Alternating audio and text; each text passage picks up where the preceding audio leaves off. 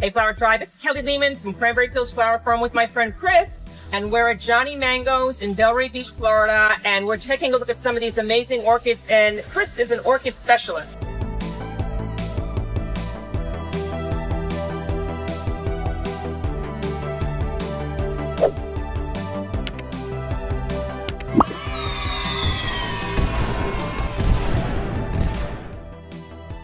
So I had a whole bunch of questions about some of the orchids that we got from Johnny Mango's a few weeks ago.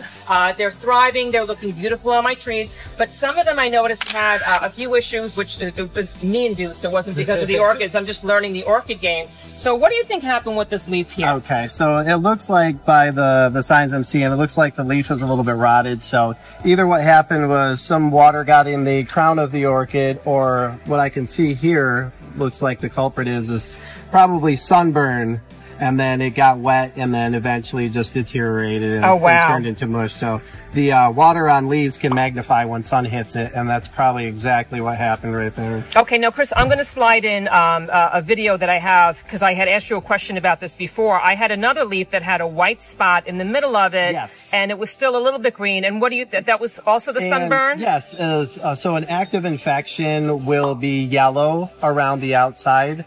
If it's dry and got a black edge to it, it's pretty much dry and sealed. So you sometimes don't have to worry about those, and you can pull those instead of cutting them because you'll get further infections. So the one that I'm showing on the video now, I can just twist that and pull it. Actually, if you rock it left to right, you can almost pop it right off after that. Oh, that's great. And there was a little red tip on that root. Yes, the orchid roots, they change due to sunlight. So if orchids are getting more sun, roots can turn bright red or even purple, depending on their location. Oh, wow. So I should probably move that one that I showed you in the video to a more shady spot. Or we talked about this. You can put some Spanish moss on it. So this is Spanish moss. It's not sphagnum moss. No, this is what you find more like in nature. So it'll hang from the trees.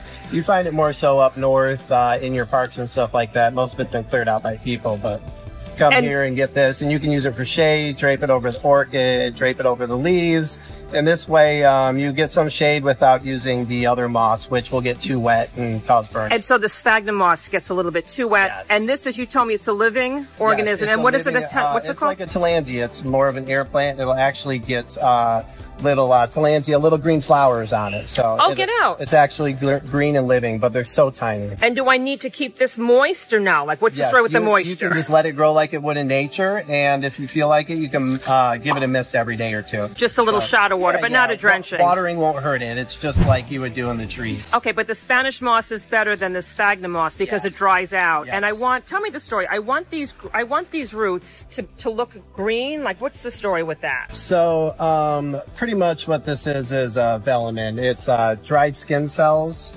So the outer part turns white, and then when you water it, you want the roots to turn totally green. So that'll let you know it's absorbed the most amount of water it can get, and it can't absorb any more water. And then it should dry out though between maybe once a week. Yes, you should let it turn white before you water it. Gotcha. And then before I attach this to the tree, I'm going to crumble some of this away. Correct? You want to take about half of it off. Well, I'm going to wind up putting this on our tree. So I'm going to do a little bit of the work now so you guys can see. And Amanda showed me this in one of our past videos, so you guys can check out some of our past videos. But I just want to do like the quick version. So I'm going to tear away this I'm trying not to ruin those roots. Just pretty much I'm going to hold it up, Chris, you show me, because you're the orchid king. So what would you do? What I just do is I just open it up in the middle. So you can get the airflow. And what that does is almost create a flat spot. And so you got your roots there. So now that's going to go on the back of the tree like that. And am I going to leave some of this on it or no? You can I'm going to leave a little bit of it on? You can actually leave most of that on, depending on your area. So if it's going to get more water, take a lot of it off. If it's not going to get as much water, leave it on. And I'm just going to kind of tie it to the tree with a little bit of twine or Velcro, whatever. Or anything you get your hands on. And I think that the key is, once again, to put it in it's going to get some dappled sunlight, not shade, but not direct sunlight. It's going to burn, or it's going to be too dark. Indirect sunlight. That's the word. Indirect sunlight. Okay, and then water them maybe once a week unless there's rain. Then you leave it alone. And then leave it alone. Okay, that sounds great. I think I underwatered this one, and I'll show you what this beautiful orchid used to look like. But I realized that I put it in direct sun, And I think I realized that it died because of that, because all the blooms died the same day. Yeah, like, because the more sun it gets, the flowers don't last as long. Right. So you want to put it in a shadier area, the flowers last longer. All right, well, you've been terrifically helpful. Oh my God, you're amazing. And we're going to come back with our flower expert, Chris, on another day and do follow-ups. And so thank you again. It was so nice talking to you. No problem, thank you. See you later, Flower Tribe. Thank you so much for joining us in this video, and please say hi to us over on my Cranberry Fields Instagram page. You can also find us on TikTok, and I made a whole bunch of podcasts for you. You can find those wherever you listen to your podcast, and know that I made a whole bunch of online flower courses for you with easy to follow tips on how to grow beautiful flowers just like these in your own gardens. I will put all of those in descriptions below. And please also let me know where you're viewing this from in this great, big, beautiful world. I love to see how our flower tribe is growing around the globe each week.